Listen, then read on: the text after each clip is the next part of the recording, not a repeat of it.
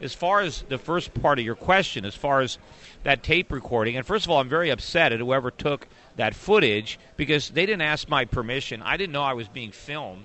So I think they violated Florida law, as a matter of fact, because you can't record somebody in secret. You can't just bug somebody and then put it up on the Internet.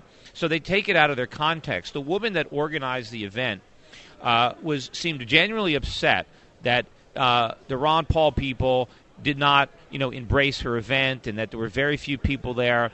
And, I was trying to let her know that, look, I don't know what the bad blood is between you and these guys, but, Jesse Benton had sent me something some time ago kind of warning me, about the event. And I didn't remember exactly what he said, but I knew that he had texted me. So I wanted to go back and kind of show her, refresh my mind exactly what he objected to.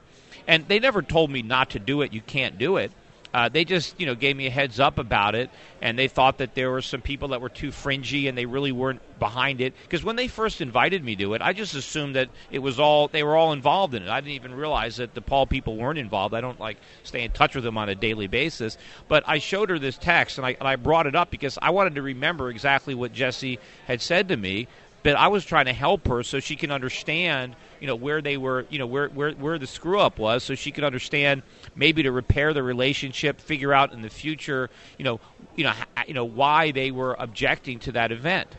And then, this guy puts it up there, I confirm Jesse's trying to sabotage it. I don't know that he was trying to sabotage anything. He didn't tell me not to do it. In fact, if they would have asked me as a personal favor not to do it, I wouldn't have done it. But they never said that.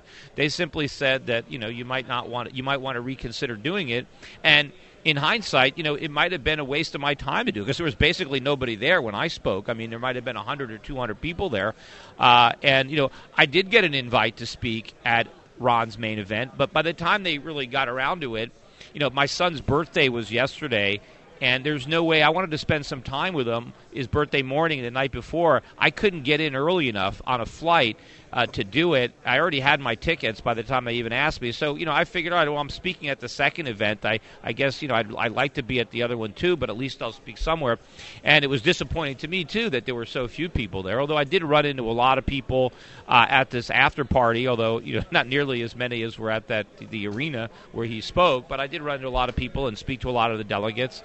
But, yeah, I'm very upset. I asked the guy that put that thing up to take it down. We put in a complaint with YouTube because of privacy. But interesting, YouTube told me that basically they have 48 hours to take it down or respond. And I respond, well, after 48 hours, everybody would have already seen it. I think their policy is ridiculous. They should take it down right away, and then the guy's got 48 hours to prove that it should be there. So, I protested it, and I sent, Jesse Benton a text just giving him a heads up and letting him know I had no idea it was being taped, and I hope it didn't cause him much problems, which I don't think it will.